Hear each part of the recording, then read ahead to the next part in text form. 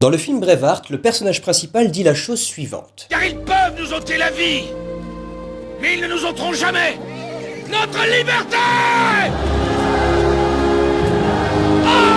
Même si en toute logique, si on est mort, on n'est plus tellement libre. Et ce qui est intéressant de constater ici, c'est toute cette fougue à l'idée de vouloir être libre. Et dans l'histoire de l'humanité, on ne compte plus le nombre de luttes dont l'objectif était la liberté.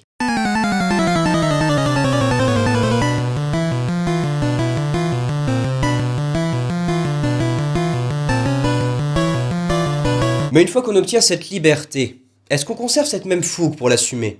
En d'autres termes, voulons-nous vraiment être libres?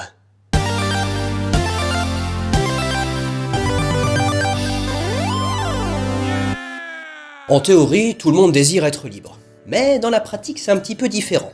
On serait vite tenté de se débarrasser de ce trop-plein de liberté. Nous aurions tendance à préférer la servitude à la liberté.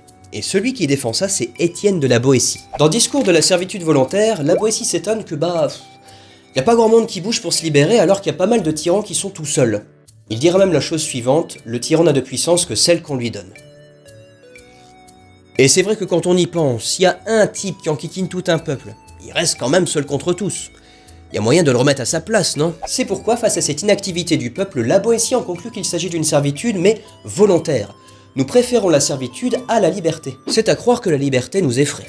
Et ça agace prodigieusement un philosophe allemand. Kant, dans Qu'est-ce que les Lumières, n'est pas du tout content du fait que les gens trouvent ça plus simple que l'on pense pour eux et qu'on choisisse pour eux. Alors que selon lui, la mission des Lumières consiste justement à sortir l'homme de son état de tutelle dont il est lui-même responsable. Et pour Kant, il y a deux causes qui expliquent qu'on préfère rester des enfants au sens d'avoir besoin d'un tuteur, la paresse et la lâcheté. La paresse parce qu'on a la flemme de choisir, et la lâcheté parce qu'on n'assume pas les conséquences de nos choix. Servitude volontaire, paresse, lâcheté, tout porte à croire qu'on n'en veut pas de cette liberté si sacrée. Et malgré tout, on n'y échappera pas. Et oui, nous sommes obligés de choisir, et par conséquent, être libre. Jean-Paul Sartre, dans L'existentialisme est un humanisme, ira jusqu'à affirmer que l'homme est condamné à être libre. Pour lui, nous sommes jetés dans l'existence et ce sont nos choix qui font ce que nous sommes. De ce fait, nous avons une pleine responsabilité de ce que nous sommes, car nous demeurons libres qu'on le veuille ou non. Inutile alors de se cacher derrière une quelconque nature ou autre excuse. Nous n'en avons pas parce que nous avons choisi. Donc pas de « non mais tu sais comment je suis » ou encore « j'avais pas le choix, ta. » Jean-Paul il dit qu'on a toujours le choix. Car choisir de ne pas choisir, c'est choisir quand même. Ainsi, la liberté est perçue comme un fardeau.